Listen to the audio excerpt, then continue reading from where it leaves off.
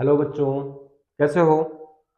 आज हम स्टार्ट करने वाले हैं physical and chemical properties of ethers. बहुत इंपॉर्टेंट टॉपिक है और इसके साथ में मैं गुजारिश जरूर करूंगा आपसे कि चैनल को सब्सक्राइब कर दीजिएगा। ठीक है, तो let's start with physical properties of ethers. Ethers का जनरल फॉर्मूला आपको पता है। ईथर्स का जनरल फॉर्मूला होता है डाई अल्काइल ईथर या ROR। ठीक है, अगर इनकी स्टेट की बात करें तो जो डाई मेथाइल ईथर है या डाई एथाइल ईथर है, it is present in gaseous state at room temperature. But higher ethers means अगर हम अल्काइल ग्रुप का साइज बढ़ा दें तो ये किसी स्टेट में पहुंच जाते हैं, they exist in liquid state at room temperature.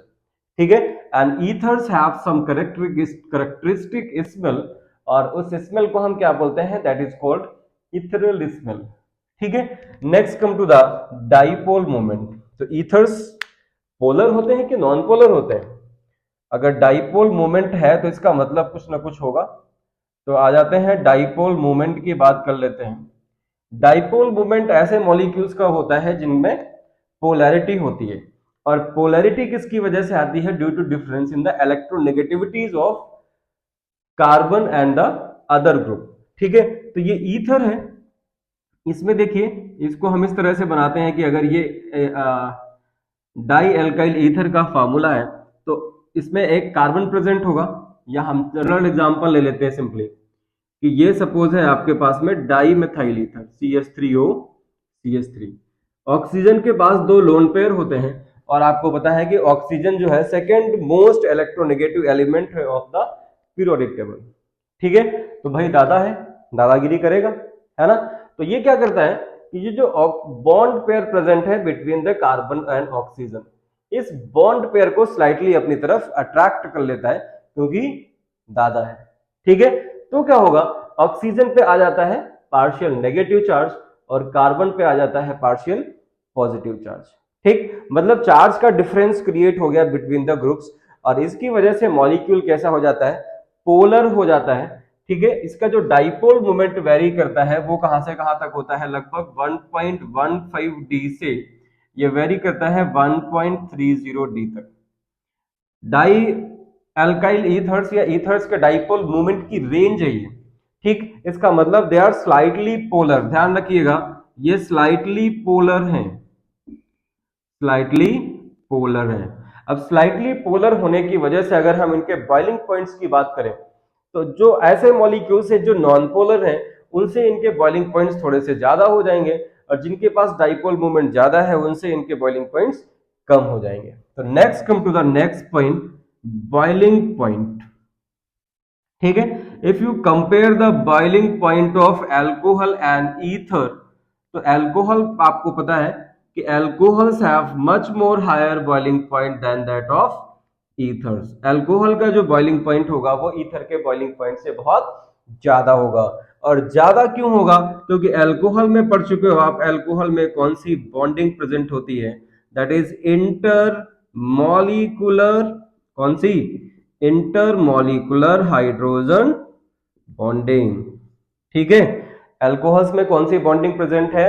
Intermolecular hydrogen bonding present है। और इस इंटरमॉलिकुलर हाइड्रोजन बॉन्डिंग की वजह से क्या होता है, अल्कोहल्स का जो बॉइलिंग पॉइंट है वो बहुत ज्यादा हो जाता है as compare to the boiling point of ethers, क्योंकि ईथर्स में इंटरमॉलिकुलर हाइड्रोजन बॉन्डिंग नहीं मिलती है। समझिएगा, ईथर्स की बात कर रहा हूं। ईथर्स में एक ईथर मॉलिक्यूल दूसरे ईथर मॉलिक्यूल के साथ में हाइड्रोजन बॉन्ड की फॉर्मेशन नहीं करता है। ठीक है, बट वाटर के साथ में करेगा। अभी जब मैं आगे बताऊंगा सॉल्युबिलिटी तो आपके दिमाग में चक्कर काटेगा कि अभी कह रहे थे कि इंटरमॉलिकुलर हाइड्रोजन बॉन्डिंग नहीं मिलती है यहाँ पे, फिर कह रहे हैं कि हाइड्रोजन बॉन्डिंग मिलती है। ये क्या मास्टर साहब हो गया? इसलिए मैं बार बार फोकस कर रहा हूं इस पे। ठीक है, तो ये समझ में आया। दूसरी चीज देखिए, अगर हम इनके बॉइलिंग पॉइंट्स को कंपेयर कर दें विद हाइड्रोकार्बन, तो hydrocarbon have somewhat less boiling point than that of ethers. मतलब बॉइलिंग पॉइंट ईथर का थोड़ा सा ज्यादा होगा हाइड्रोकार्बन से, क्योंकि हाइड्रोकार्बन नॉन पोलर होते हैं और ईथर्स में ethers are slightly polar in nature. ठीक है, इतना समझ में आ रहा है आपको? अब देखो यहाँ पे एक बहुत ही इंटरेस्टिंग चीज बताने वाला हूं आपको कि ऐसे ईथर्स, अगर हम कंपेयर कर रहे हैं ईथर्स और हाइड्रोकार्बन के बीच में, तो अगर ईथर विथ लेस देन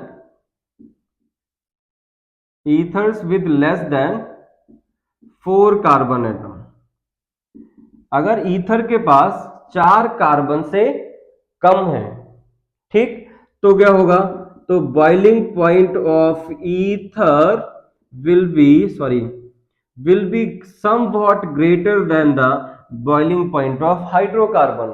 लेकिन इफ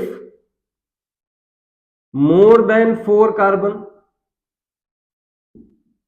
ऐसा कोई ईथर है जिसके पास 4 से ज्यादा कार्बन है, ठीक, तो क्या हो जाता है, तो boiling point of ether will be less than that of hydrocarbon.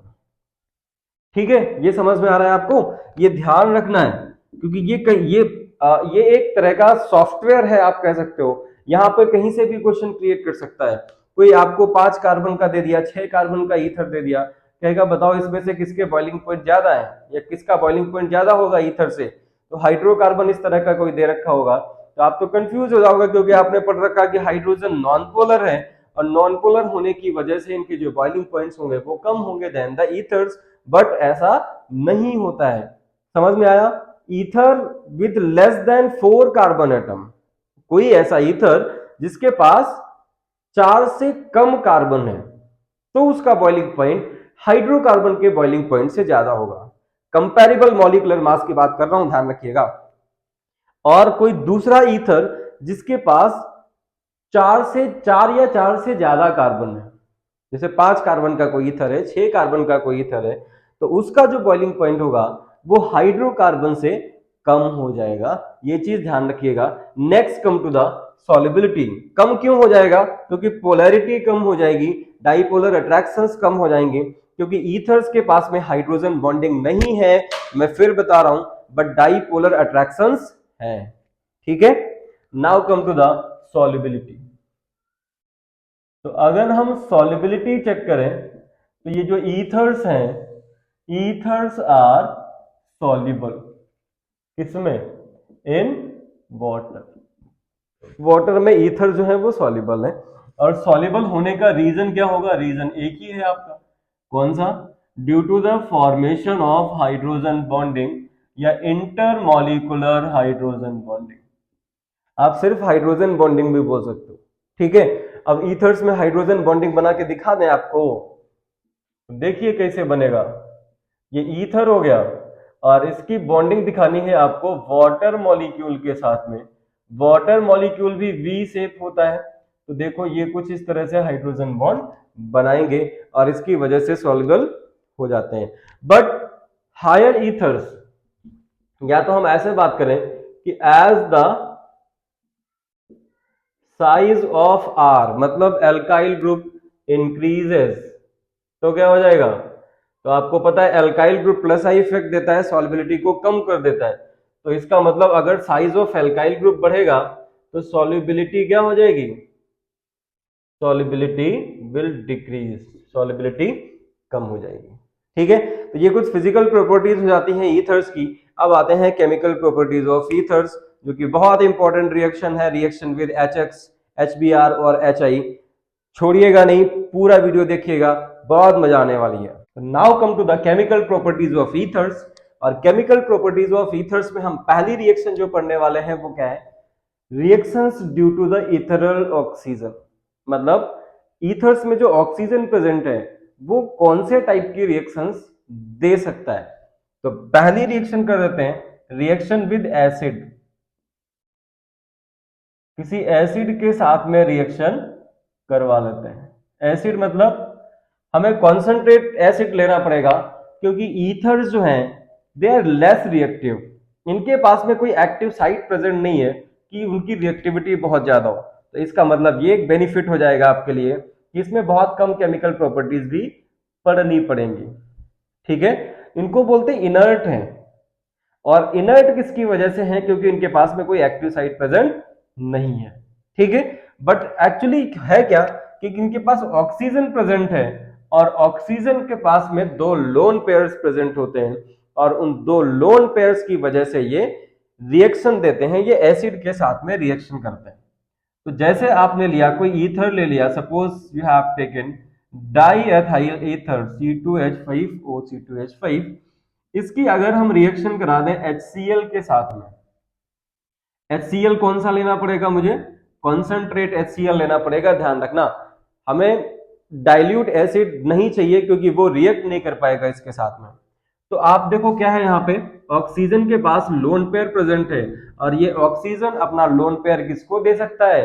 HCl में। HCl टूटेगा H plus and Cl minus, तो लोन पेयर दे देगा H प्लस को for the formation of the bond. तो ये कुछ इस तरह से देखो बनेगा C2H5, ऑक्सीजन ने अपना लोन पेयर दिया है तो ऑक्सीजन पे आ जाएगा एक पॉजिटिव चार्ज, ये लोन पेयर, और इसके साथ में एक बॉन्ड बन गया और ये बाहर क्या रहेगा? Cl minus. ऑक्सीजन के ऊपर अगर पॉजिटिव चार्ज आ जाता है तो इसको ऑक्सोनियम बोलते हैं, तो इसको हम क्या बोलेंगे? Diethyl oxonium chloride. This is an salt, नाम क्या है इसका? Diethyl oxonium chloride. ठीक, अब देखो यहां पे एक चीज आपको देखनी है कि जो इलेक्ट्रॉन पेयर डोनर है वो कौन है? Oxygen is the electron pair donor ना, इथरल ऑक्सीजन। इसका मतलब ये जो ईथर्स होते हैं ये किस तरह से काम कर रहे हैं यहाँ पे? यहाँ पे काम कर रहे हैं Lewis base. Electron pair donors जो होते हैं वो लुईस बेस होते हैं और जो इलेक्ट्रॉन पेयर एक्सेप्टर्स होते हैं दे आर लुईस एसिड। तो ये किस तरह से काम कर रहा है? यहाँ पे लुईस बेस की तरह काम कर रहा है।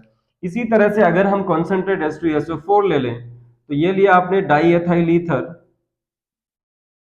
ऑक्सीजन के पास दो लोन पेयर हैं, है ना, वो इसकी बपौती है। अब इसकी रिएक्शन करा दीजिए आप सल्फ्यूरिक एसिड से, तो सल्फ्यूरिक एसिड अपना एक H प्लस आयन देगा, है ना। क्या बनेगा?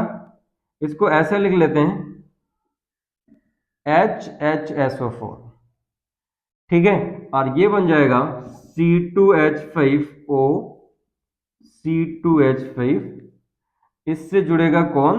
H, ऑक्सीजन पे आ गया पॉजिटिव चार्ज। ध्यान रखना ऑक्सीजन अपने दोनों लोन पेयर नहीं देगा, और इस पे क्या बन गया? यहाँ पे आ गया HSO4 माइनस। तो अब इसका नाम बता दीजिए, diethyl oxonium hydrogen sulphate, ठीक है, ये इसका नेम हो जाएगा, आप लिख लीजिएगा, अब मैं नहीं लिखता हूं बार बार यहाँ पे। तो इस तरह से ये इथरल ऑक्सीजन की रिएक्शन देता है। ठीक, दूसरी रिएक्शन आ जाते हैं फॉर्मेशन ऑफ कोऑर्डिनेट कॉम्प्लेक्सेस। कौन से कॉम्प्लेक्सेस? ये जो ईथर्स हैं ये कोऑर्डिनेट कॉम्प्लेक्सेस की भी फॉर्मेशन कर सकते हैं। अब कोऑर्डिनेट कॉम्प्लेक्स की फॉर्मेशन कैसे करेंगे उसको जरा देखते हैं। तो ईथर लीजिए और ईथर्स की आप रिएक्शन करवा दीजिए किसी इलेक्ट्रॉन डेफिशिएंट के साथ में, ठीक है। जैसे आपने कोई ईथर लिया, सपोज ये डाई एल्काइल ईथर है, ऑक्सीजन के पास लोन पेयर्स प्रेजेंट हैं और इसकी रिएक्शन करा दीजिए BF3 से। BF3 is an boron trifluoride और ये लुईस एसिड है, इलेक्ट्रॉन डेफिशिएंट है, तो ये क्या करेगा? ये ऑक्सीजन अपना एक लोन पेयर इसको शेयर कर देगा, पेयर ऑफ इलेक्ट्रॉन। तो ये देखो कुछ इस तरह से बना, कोऑर्डिनेट बॉन्ड यही तो है, डेटिव बॉन्ड, और इससे कौन जुड़ गया? BF3। तो ये इस तरह से डाई एल्काइल ट्राइफ्लोरो इथरेट की फॉर्मेशन करता है, ट्राइफ्लोराइड बोरोन इथरेट की फॉर्मेशन करता है ये, ठीक है। अब आप अपनी तरफ से एग्जांपल ले सकते हो इसको। R की जगह अगर हम C2H5 ले लें या CH3 ले लें तो इस तरह से कुछ हो जाएगा C2H5O C2H5, ये है आपका डाईएथाइल ईथर, इसकी रिएक्शन करा दीजिए आप BF3 के साथ में, बोरोन ट्राइफ्लोराइड, तो ये बनेगा, आपको बनाना तो आपको आता ही है,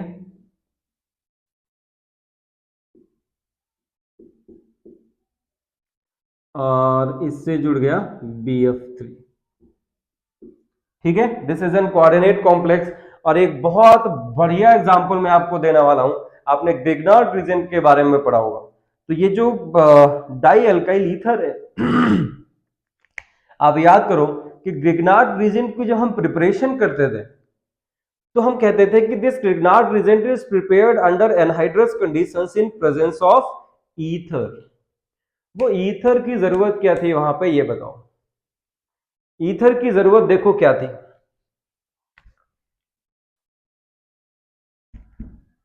आप ले लीजिए ईथर, ठीक, और इसकी रिएक्शन करा दीजिए RMgX से। इस R को डिफ्रेंशिएट करने के लिए हम यहां पे एस्टेरिस्क लगा दे रहे हैं।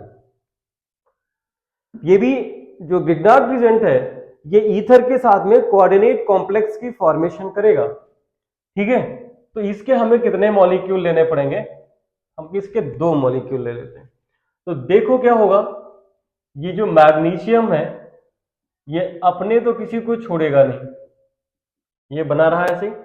ये जो ऑक्सीजन है ये इसके साथ में क्या करेगा, कोऑर्डिनेट कॉम्प्लेक्स की फॉर्मेशन करेगा कुछ इस तरह से, ऑक्सीजन और ये एल्काइल, ठीक। और इसी कोऑर्डिनेट कॉम्प्लेक्स फॉर्मेशन की वजह से ये जो ग्रिग्नार्ड रीजेंट है it becomes soluble in water, और इसीलिए हम वहां पे ईथर यूज करते हैं। क्योंकि जब ईथर्स की ग्रिग्नार्ड रीजेंट के साथ में रिएक्शन होती है तो ethers are soluble, Grignard reagents are soluble to the ether due to the formation of coordinate bond. ये कैसा हो गया, ये जो RMgX है it is soluble in water, and that's why Grignard reagent was prepared in presence of ether। ये समझ में आया आपको। तो ये रिएक्शन हो गई इथरल ऑक्सीजन की reaction. Come to the reactions due to the cleavage of carbon oxygen bond in ethers. तो कार्बन ऑक्सीजन बॉन्ड को ब्रेक करना है तो मुझे रिएक्शन करानी पड़ेगी किसी स्ट्रॉन्ग एसिड से।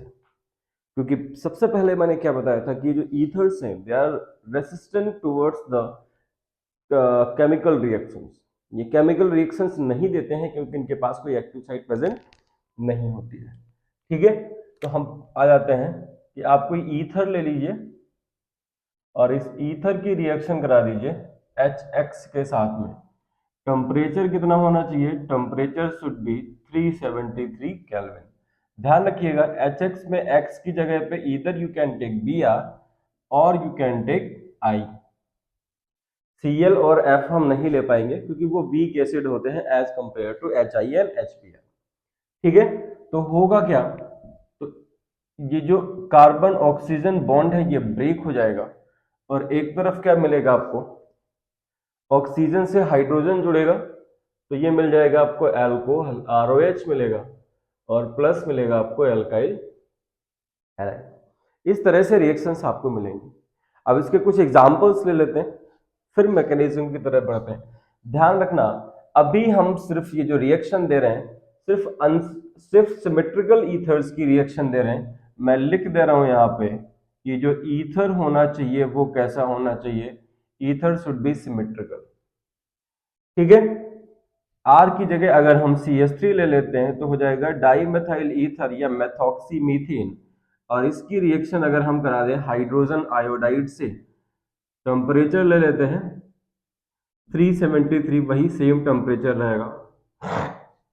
तो क्या बन जाएगा, देखो bond carbon oxygen bond break हो गया, एक तरफ CH3O है जिससे H जुड़ेगा और बनेगा CH3OH, दूसरे से आयोडीन जुड़ेगा तो बनेगा CH3I, ठीक है। In the same way if you have taken C2H5 at the place of CH3 तो C2H5OC2H5 डाइएथाइल ईथर और ethoxy ethane if it is allowed to react with HI, hydrogen iodide के साथ में रिएक्शन होती है same temperature पे, तो फिर से ये क्लीवेज होगा कार्बन ऑक्सीजन बॉन्ड।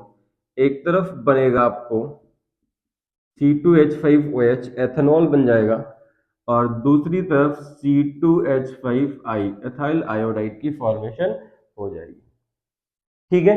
समझ पा रहे हैं। अब देखो ये रिएक्शन होती कैसे है, तो हम बात कर रहे हैं mechanism of reaction of ether with HX, मतलब इसी रिएक्शन की मैकेनिज्म की बात कर लेते हैं, क्योंकि मैकेनिज्म समझना बहुत जरूरी है। और एक चीज ध्यान रखिएगा, ये जो ईथर है, ईथर के साथ में जो एल्काइल ग्रुप्स लगे हुए हैं, अगर एल्काइल ग्रुप प्राइमरी है या सेकेंडरी है, सेकेंडरी एल्काइल है या प्राइमरी एल्काइल है, रिएक्शन दो reaction will proceed via SN2। ठीक है, R जो है if it is primary alkyl और इट इज सेकेंडरी एल्काइल, तो रिएक्शन प्रोसीड करेगी via SN2 mechanism, substitution nucleophilic bimolecular. And if R और एल्काइल ग्रुप जो है वो कैसा है, टर्शरी एल्काइल ग्रुप है, then reaction will proceed via SN1। ये चीज आपको ध्यान रखना है। और इसकी वजह से ये जो I है, SN2 में I या I माइनस, ये जो न्यूक्लियोफाइल है, will prefer to bond with a smaller alkyl group, will prefer to bond with a smaller alkyl group। और SN1 में I माइनस आयन या nucleophile will prefer to bond with tertiary alkyl group। ये चीज आपको ध्यान में रखना पड़ेगा। ठीक है, ये मैं इसलिए बता रहा हूं क्योंकि यहां से बहुत सारे क्वेश्चंस आते हैं। अब इनको अप्लाई करते हैं मैकेनिज्म में। तो मैकेनिज्म में आपने पढ़ा कि अगर हम सपोज C2H5 ले लेते हैं, पहला स्टेप होगा protonation, protonation of ether, ether को प्रोटोनेट कर देते हैं। प्रोटोनेशन मतलब जो HI है उसका H+ रिएक्ट कर जाएगा। तो हमने डाई एथाइल ईथर सपोज लिया था, तो ये हो जाएगा C2H5, नहीं R लेते हैं, ROR, ऑक्सीजन के पास लोन पेयर है, HI लिया आपने H+I-, this H+ will bond with the lone pair of oxygen, इसको बोलेंगे प्रोटोनेशन ऑफ ईथर। तो ये बन जाएगा, देखो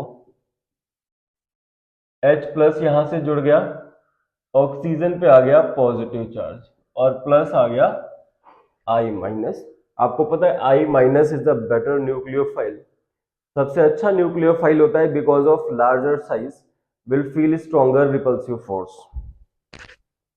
ठीक है, तो अब क्या होगा, this I- ion will attack on this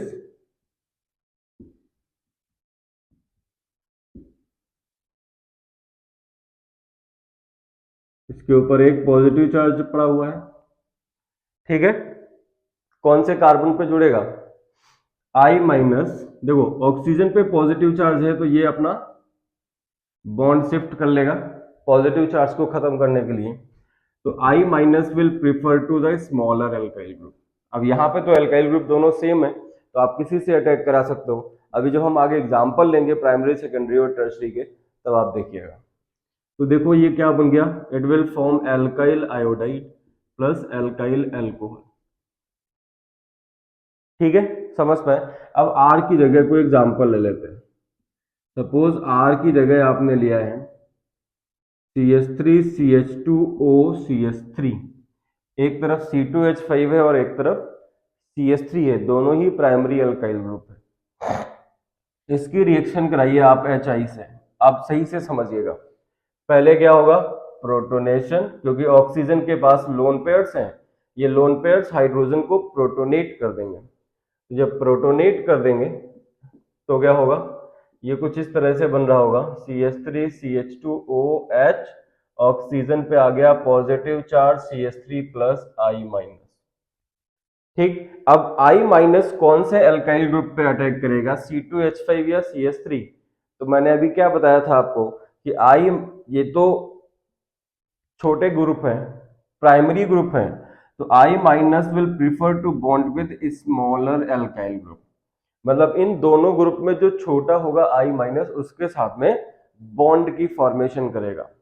ठीक है, तो इसका मतलब हो गया किसके साथ में प्रेफर करेगा, CH3 के साथ में। तो ये I minus transition state exist कर रही होगी यहाँ पे, CH3 और एक तरफ है C2H5, ये H ऑक्सीजन पे positive charge with one lone pair. तो I माइनस किसको प्रेफर करेगा, CH3 को, और ये बॉन्ड किधर शिफ्ट हो जाएगा, ऑक्सीजन के पास शिफ्ट हो जाएगा। तो ये बनेगा आपका CH3I एंड प्लस C2H5OH। ठीक है, इस तरह से कुछ रिएक्शन चलेगी। अब देखो दूसरा ग्रुप लेते हैं। अगर आपने लिया है CH3 CH CH3 sorry OCH3, इस तरह से कुछ है, 2-मेथॉक्सी-प्रोपेन, आईयूपीएसी नेम यू नो। इसकी अगर हम HI के साथ में रिएक्शन करा दें तो अब बताओ मेजर प्रोडक्ट क्या होगा, जो I होगा वो किसके साथ में जाएगा, CH3 के साथ में जाएगा। ये बॉन्ड ऐसे बनाइएगा, ठीक है, एंड H किसके साथ में जाएगा, मतलब एक सेकेंडरी अल्कोहल बन रहा होगा और CH3I बन रहा होगा। तो सेकेंडरी अल्कोहल बना दीजिए, CH3 CHOH and CH3 and plus क्या बन गया, CH3I, मेथाइल आयोडाइड की फॉर्मेशन होगी। लेकिन अगर यहाँ पे हम टर्शरी अल्काइल ग्रुप ले लें, देखो ये सारी जो रिएक्शंस है ये कौन सी मैकेनिज्म फॉलो कर रही है, ये सारी मैकेनिज्म फॉलो कर रही है कौन सी मैकेनिज्म, सब्स्टिट्यूशन न्यूक्लियोफिलिक बाइमोलिकुलर, क्योंकि जो अल्काइल ग्रुप्स हैं वो या तो प्राइमरी है या तो सेकेंडरी है, ठीक है, या तो मेथाइल है। अब आते हैं हम टर्शरी अल्काइल ग्रुप लेते हैं और फिर आपसे पूछते हैं कि अब बता भाई मेजर प्रोडक्ट क्या होगा, ठीक है ना। Now take tertiary alkyl group. Let's take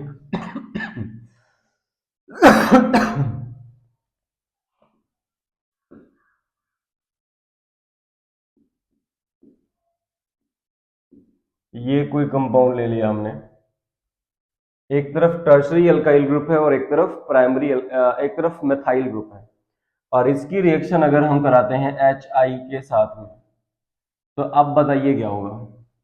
सबसे पहला तो वही स्टेप है, प्रोटोनेशन। तो प्रोटोनेशन हो जाएगा इथरल ऑक्सीजन का, और आपके पास में जो प्रोडक्ट बन रहा होगा वो कुछ इस तरह से बनेगा, देखिए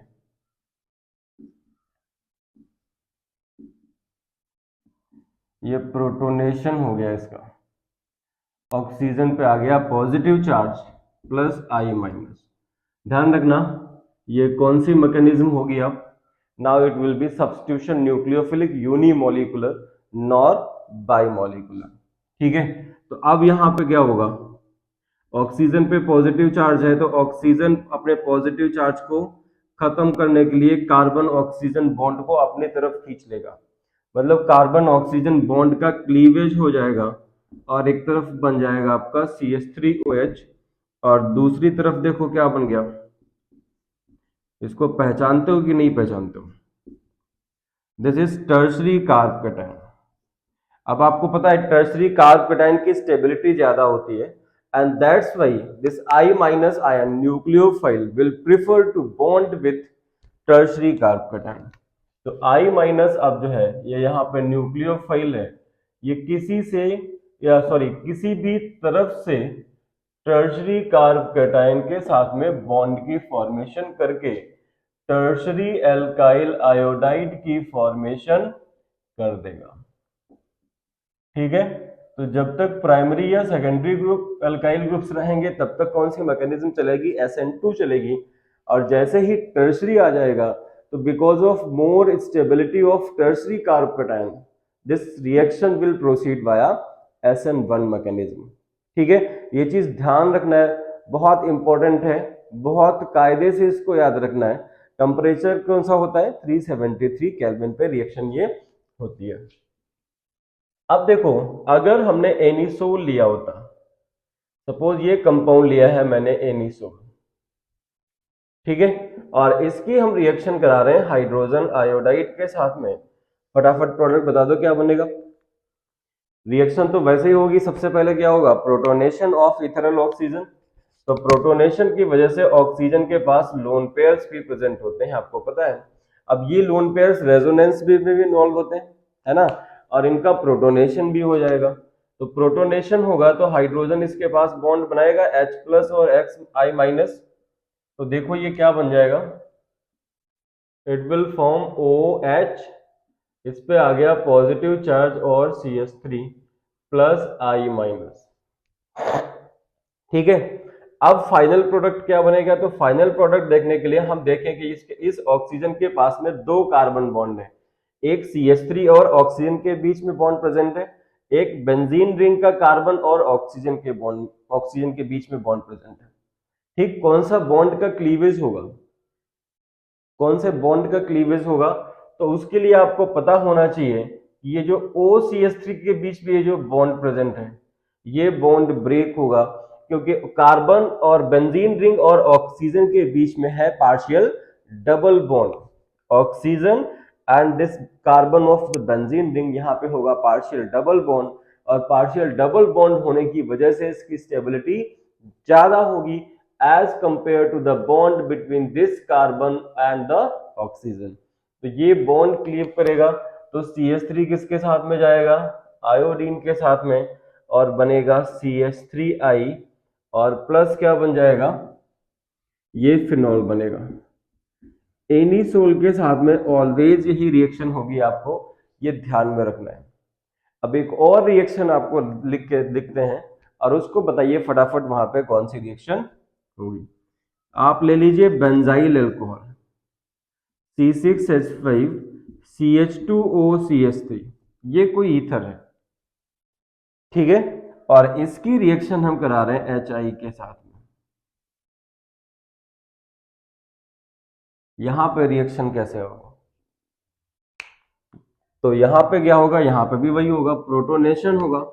तो प्रोटोनेशन होने की वजह से क्या बनेगा, ये बनेगा CH2OCH3, और यहां पे आ गया H, ऑक्सीजन पे आ गया पॉजिटिव चार्ज। ठीक, अब कौन सा बॉन्ड वीक हो रहा है, अब ये बॉन्ड क्लीवेज होगा, क्योंकि ये बॉन्ड क्लीवेज होने से क्या होगा, आपको बेंजाइल कार्बकैटायन मिलेगा। ये बॉन्ड क्लीवेज होगा तो आपको मिलेगा C6H5CH2 प्लस। ठीक, ये आपका बेंजाइल कार्बकैटायन है, and this benzyl carbocation is stabilized by resonance, तो इसकी स्टेबिलिटी ज्यादा है। तो now this iodine will prefer to bond with what, ये आयोडीन जो है CH2 के साथ में बॉन्ड बनाएगा, और आपको प्रोडक्ट मिल जाएगा कौन सा, benzyl iodide C6H5 and CH2I। ठीक है, समझ पा रहे हैं, ये बेंजाइल आयोडाइड आपको मिलेगा। तो जब भी इस तरह का ईथर मिलेगा, अगर बेंजाइल कार्बकैटायन की फॉर्मेशन हो सकती है, then iodine will prefer to bond with benzyl carbocation. अगर टर्शरी कार्बकैटायन की फॉर्मेशन हो सकती है, then iodine will prefer to bond with tertiary carbocation. और अगर प्राइमरी और सेकेंडरी अल्काइल ग्रुप प्रेजेंट है, जो कि पहले रिएक्शन में देखा हमने, तो वहां पे reaction will prefer to bond with smaller alkyl group. बड़े चालाक है आयोडीन भाई, जहां पे स्टेबिलिटी ज्यादा दिख रही है वहां पे कल्टी मार दे रही है। तो ये समझ में आया आपको। Now come to the reaction with dilute H2SO4। तो ईथर लीजिए आप, ईथर की वाटर के साथ में रिएक्शन करा दीजिए डाइल्यूट H2SO4 की प्रेजेंस में। कुछ टेम्परेचर रहे चाहिए होगा और प्रेशर चाहिए होगा। ये जो ईथर है वो कन्वर्ट हो जाएगा किसमें, एल्कोहल में।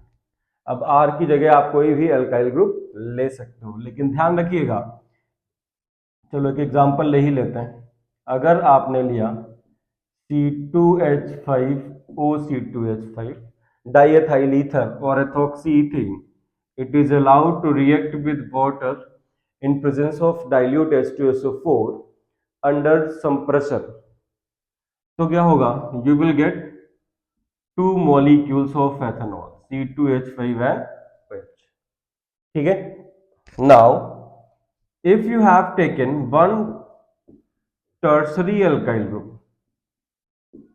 suppose this one, and if this compound is allowed to react with dilute H2SO4, then do you know what would you get here?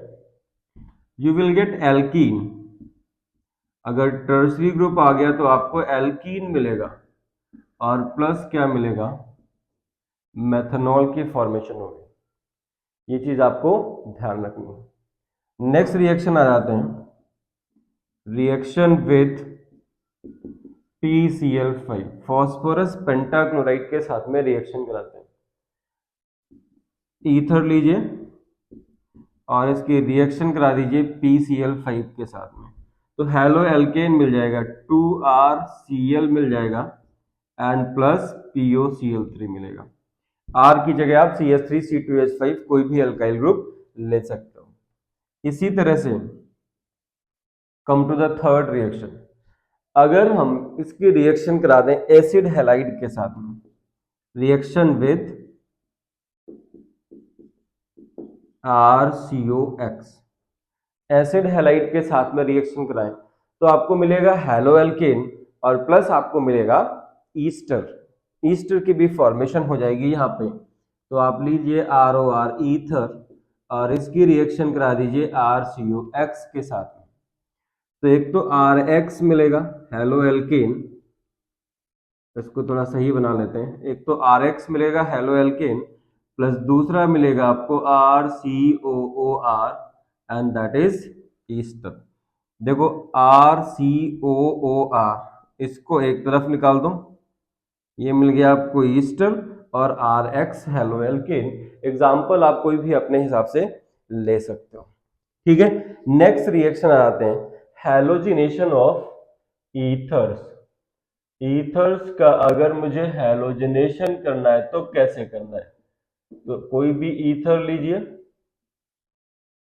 Suppose ये डाईएथाइल ईथर आपने लिया, इसकी क्लोरीन के साथ में रिएक्शन करा दीजिए डार्क में. डार्क में आपको पता है स्लो रिएक्शन होगी और ये जो अल्फा हाइड्रोजन्स हैं इसमें डिस्प्लेसमेंट होगा. ऑक्सीजन के दोनों तरफ जो कार्बन है इनको हम बोलेंगे अल्फा कार्बन, और अल्फा कार्बन से जुड़ा होता है alpha hydrogen and alpha hydrogens are acidic in nature, मतलब अल्फा हाइड्रोजन को हम सब्स्टिट्यूट कर सकते हैं. तो यहां पे देखो प्रोडक्ट क्या बनेगा, एक अल्फा हाइड्रोजन सब्स्टिट्यूट हो गया और प्रोडक्ट आपको ये मिल गया प्लस HCl. इस कंपाउंड की अगर हम फर्दर रिएक्शन करा दें क्लोरीन से डार्क में, तो फर्दर क्या होगा, फर्दर सब्स्टिट्यूशन होगा दूसरे अल्फा कार्बन से, है ना, ये, और प्लस क्या मिलेगा HCl. मतलब डार्क में रिएक्शन स्लो होगी, उसकी वजह से ये होता है.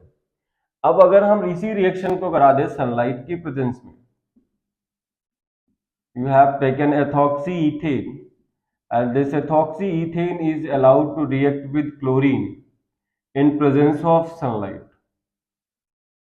सनलाइट की प्रेजेंस में रिएक्शन होगी तो क्या होगा, ये जितने भी हाइड्रोजन लगे हुए हैं अल्फा बीटा सारे सब्स्टिट्यूट हो जाएंगे, तो आपको मिलेगा CCl3 CCl2O CCl2 and CCl3 plus मिलेगा 10HCl हाइड्रोक्लोरिक एसिड.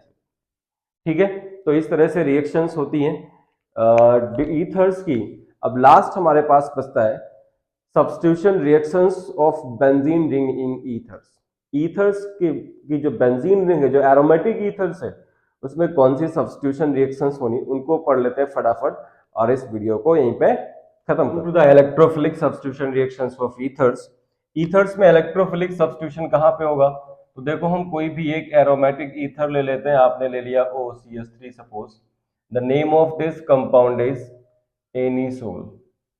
ठीक है. अब इसमें हम आपसे पूछ रहे हैं कि इसमें इलेक्ट्रोफिलिक सब्स्टिट्यूशन कहाँ पे होगा, तो electrophilic substitution will take place at ortho and para position क्यों? क्योंकि इसमें क्या है, अगर हम जनरल फार्मूला ले लेते हैं इसका, सपोज ओ आर की जगह CH3 लिया था यहाँ पे, तो ऑक्सीजन के पास में लोन पेयर्स प्रेजेंट है, these lone pairs will involve in resonance, जिसकी वजह से इलेक्ट्रॉन डेंसिटी बढ़ेगी ऑर्थो एंड पैरा पोजिशंस पे। कुछ इस तरह से आप देखिए, ये नेगेटिव चार्ज यहाँ पे होगा, ये आप रेजोनेटिंग स्ट्रक्चर्स बनाना जानते हैं, ठीक है। अब ये क्या होगा, ये नेक्स्ट, तो ये कुछ इस तरह से मूव करेगा। देखिए फटाफट इलेक्ट्रॉन डेंसिटी कहाँ पे बढ़ रही है, electron density increasing at ortho and para positions of the benzene ring.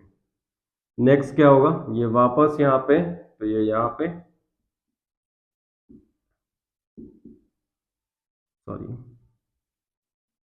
Negative charge. अब इन स्ट्रक्चर से आपको मालूम चल रहा है कि बेंजीन रिंग के अंदर इलेक्ट्रॉन डेंसिटी कहाँ पे बढ़ जा रही है, तो इलेक्ट्रॉन डेंसिटी बढ़ जा रही है ऑर्थो एंड पैरा पोजिशंस पे। तो आपको पता है फिर इलेक्ट्रोफिलिक सब्स्टिट्यूशन कहाँ पे होगा, electrophilic substitution will take place at ortho and para positions, ठीक है। ऑर्थो और पैरा पोजिशन पे इलेक्ट्रोफिलिक सब्स्टिट्यूशन होगा। इलेक्ट्रोफिलिक सब्स्टिट्यूशन रिएक्शन मैं लिख दे रहा हूँ, फटाफट लिख दीजिए, take place at ortho and para positions of benzene ring. तो फिर इलेक्ट्रोफिलिक सब्स्टिट्यूशन करवा लेते हैं।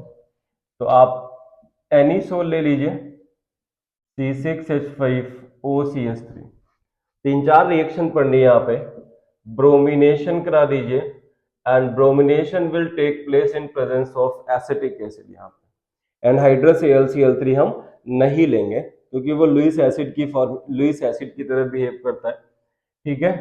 तो इसके साथ में ऑक्सीजन के साथ में वो कॉम्प्लेक्स की फॉर्मेशन कर सकता है, दैट्स वाई हमने एसिटिक एसिड लिया है, क्योंकि ये वीक एसिड है, प्रोटोनेशन नहीं कर पाएगा। तो मिलेगा क्या आपको, आपको ऑर्थो ब्रोमो एनिसोल मिलेगा plus you will get para bromo anisole, ठीक है। और पैरा जो होगा वो यहाँ पे मेजर प्रोडक्ट होगा, लगभग 90% इसकी एग्जिस्टेंस होगी, ऑर्थो लगभग होगा 10%, ठीक है। इसके बाद नाइट्रेशन पे आ जाइए।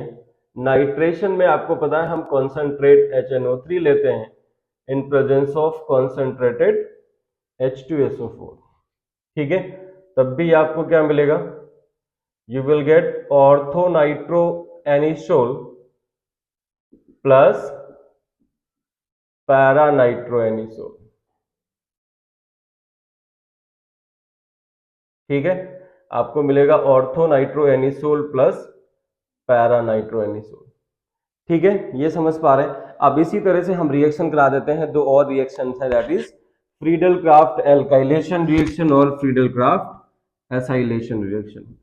फ्रीडल क्राफ्ट एल्काइलेशन में हम CH3Cl से रिएक्शन कराते हैं एनहाइड्रस AlCl3 की प्रेजेंस में। तो आपको क्या मिलता है, you will get ortho substituted और पैरा सब्स्टिट्यूटेड। ऑर्थो पे CH3 लग जाएगा and in another compound you will get para substitute, para isomer, ठीक है। फ्रीडल क्राफ्ट एसाइलेशन में क्या होगा, it is allowed to react with CH3COCl in presence of anhydrous AlCl3। तो आपको COCH3 सब्स्टिट्यूट हो जाएगा, COCH3 एट ऑर्थो पोजिशन। ये इलेक्ट्रोफाइल है, पुराने चैप्टर में बता चुका हूं, अब यहाँ पे हम बार बार एक्सप्लेन नहीं करेंगे आपको, आप वहीं से पढ़िए इसको, क्योंकि वीडियो की जो लेंथ है वो बहुत लंबी हो जाती है। और ये बन जाएगा COCH3। तो इस तरह से हमारा ईथर खत्म होता है। नेक्स्ट चैप्टर हम स्टार्ट करेंगे इसके बाद, और जब ऑर्गेनिक के सारे चैप्टर्स हो जाएंगे उसके बाद हम important questions, NCERT questions, IITs and JEE के जो क्वेश्चंस होंगे वो सारे यहाँ पे आपको अवेलेबल करवाएंगे। चैनल को सब्सक्राइब कर दीजिएगा।